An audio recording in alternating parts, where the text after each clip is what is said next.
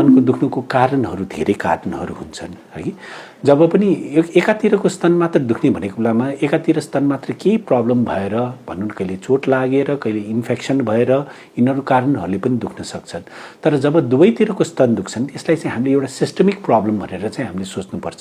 यस्तोमा प्रायः जस्तो कहिलेकाहीँ हर्मोनको प्रब्लम्सहरूले गर्दाखेरि, कहिलेकाहीँ एकदम डिहाइड्रेसनले गर्दाखेरि होइन, कहिलेकाहीँ चाहिँ एक प्रकारले भनौँ कि औषधिहरूले गर्दाखेरि पनि यस्तो दुख्न सक्ने हुनसक्छ। त्यसैले कुनै पनि अवस्थामा के गर्ने स्तन दुखेको छ भने चाहिँ होइन एकचोटि डाक्टरसँग परामर्श गर्नु एकदम जरुरी छ। एकातिरको स्तन दुख्यो नराम्रो, दुवैतिरको स्तन दुख्यो नराम्रो भनेर त्यसरी नसोच्नु होला है।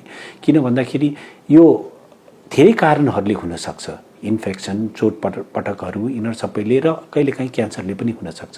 त्यसैले जब पनि स्तनहरू दुखेको छ, एकतिर दुखेको होस् या त दुवैतिर दुखेको होस्, त्यस्तो बेलामा चाहिँ एकचोटि डाक्टरसँग परामर्श गर्नु उत्तम हुन्छ।